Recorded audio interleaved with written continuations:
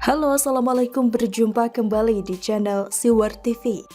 Menggelikan, Komnas HAM kok makin melenceng urus yang bukan urusannya, ditulis oleh Syardi. Usai Luhut melaporkan Fathia Maulidiyanti dan Haris Azhar, polemik kian melebar. Pihaknya mengadu ke Komnas HAM. Wakil Ketua Komnas HAM Amiruddin menanggapi pelaporan tersebut. Dia meminta pejabat publik menahan diri dalam menghadapi kritik dari masyarakat. Elit-elit pemerintahan perlu kiranya menahan diri untuk mengambil jalan hukum atas kritik yang disampaikan warga, kata Amiruddin. Alasannya adalah agar masyarakat dapat terus menyampaikan kritik tanpa rasa takut. Kebebasan menyatakan pendapat itu penting bagi demokrasi dan akan bisa membuat kebijakan publik berkualitas, katanya lagi. Ferdinand Hutahayan mengomentari pernyataan Komnas HAM ini dengan baik. Komisioner @Komnas HAM, kalau ingin jadi LSM atau ingin jadi advokat, silahkan keluar dari Komnas.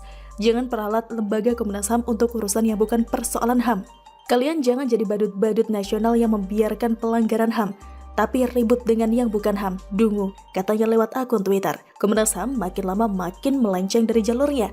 Sejak kapan Komnas HAM mulai mengurusi masalah politik dan hukum? Apakah Luhut yang melaporkan perbuatan yang dianggapnya fitnah adalah pelanggaran HAM? Siapa sih yang sebenarnya tidak waras? Kalau Luhut mengancam dan mengintimidasi atau mengerahkan preman untuk mengganggu kenyamanan Fathia dan Haris, ini baru bisa dikatakan melanggar HAM. Apakah Luhut tidak cukup sabar dan menahan diri ketika memberikan kesempatan dalam bentuk 2 kali somasi? Yang tidak menahan diri itu, misalnya gerombolan tukang demo. Ada salah sedikit langsung main demo, teriak ancam dan intimidasi lewat pengerahan massa. Komnas HAM ini makin lama makin memuakan. Wajar kalau publik banyak yang berharap agar lembaga ini dibubarkan saja. Yang masalah HAM berat tidak diurusi dengan serius, sedangkan yang tidak ada pelanggaran HAM malah dikomentari. Gak ada kerjaan. Kalau tidak ada kerjaan, ngapain kerja lagi? Silahkan bubarkan diri saja. Sungguh menyedihkan dan sangat memalukan. Komnas HAM tidak bisa bedakan kritik dengan fitnah. Kalau bisa mengatakan dengan seenaknya agar pejabat publik menahan diri untuk tidak ambil jalan hukum terhadap kritik, bagaimana kalau publik ramai-ramai fitnah Komnas HAM? Apakah mereka bakal santai saja atau ngamuk banting meja? Amiruddin berpandangan dalam demokrasi kritik masyarakat pada pejabat publik lumrah terjadi. Jika ada kritik yang tidak sesuai dengan fakta, Amiruddin meminta pejabat publik menjawabnya dengan data-data tandingan.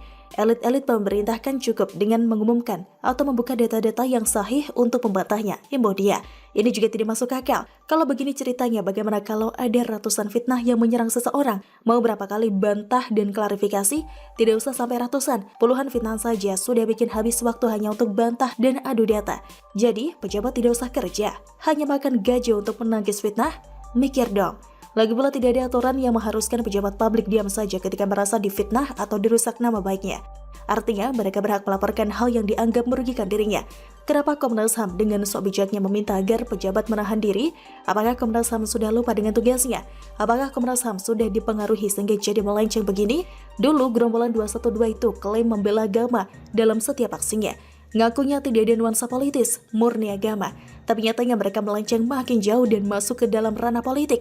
Segala tetek bengek mengenai capres jadi urusan mereka. Isu apapun mereka tanggapi dengan aksi turun ke jalan. Komunis dan PKI yang sudah senyap pun diurusi. Tapi itu wajar karena mereka memang begitu. Mereka terbentuk karena ada momen tertentu dan tidak ada sangkut pautnya dengan pemerintah. Mereka cuma ormas konyol yang muncul karena euforia kemenangan di masa lalu. Tapi Komnas HAM itu kan beda. Mereka ini lembaga negara yang dibiayai oleh negara. Masa melenceng dari kewenangan? Ibarat begini, Kementerian Pariwisata mengomentari soal urusan bansos. Nyambung gak? Lucunya lagi, Luhut melapor terkesan tidak etis, tapi mereka ngadu ke Komnas HAM meskipun konyol dianggap tidak masalah. Dunia benar-benar sudah terbalik kayaknya. Bagaimana menurut Anda? Silahkan tulis komen Anda di kolom komentar. Jangan lupa untuk like, subscribe, dan share. Siwar TV pamit, sampai jumpa. Wassalamualaikum warahmatullahi wabarakatuh.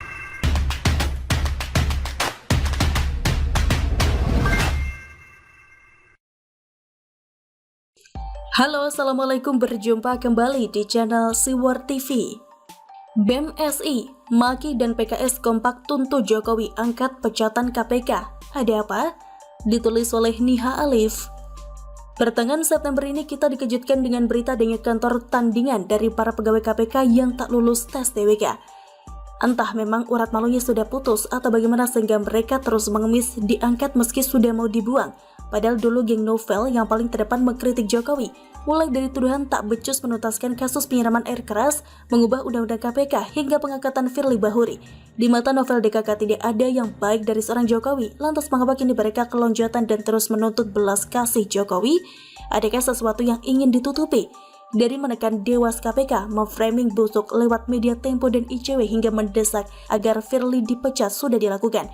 Hasilnya seperti yang kita duga, nihil. Hingga akhirnya pengerahan massa ke jalan menjadi jalan satu-satunya. Mulai dari BEM SI, PKS, dan MAKI mulai bersuara lantang jelang pemberhentian novel DKK.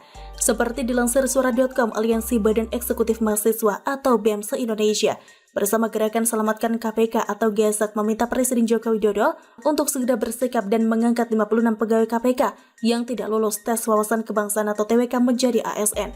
Kami Aliansi BEM seluruh Indonesia dan GESAK memberikan ultimatum kepada Presiden Jokowi untuk berpihak dan mengangkat 56 pegawai KPK menjadi ASN dalam waktu 3x24 jam tercatat sejak hari ini 23 September 2021.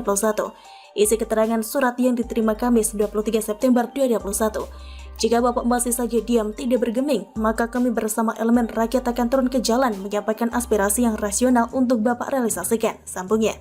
Serupa dengan BEM SI, Koordinator Masyarakat Anti Korupsi Indonesia atau MAKI, Boyamin Saiman juga mendesak Presiden Joko Widodo untuk segera menindak untuk menyelamatkan 57 pegawai Komisi Pemberantasan Korupsi atau KPK yang akan didepak pada 30 September nanti. 57 pegawai KPK itu akan didepak karena dinyatakan tidak lolos tes wawasan kebangsaan atau TWK saat proses alih status menjadi ASN. Ingat bahwa memang ini tugasnya beliau Jokowi, wewenang beliau, moral delegasinya beliau, satu-satunya itu. Tidak ada cara lain, demonstrasi pun tidak ada gunanya, jadi proses hukum pun tidak ada gunanya.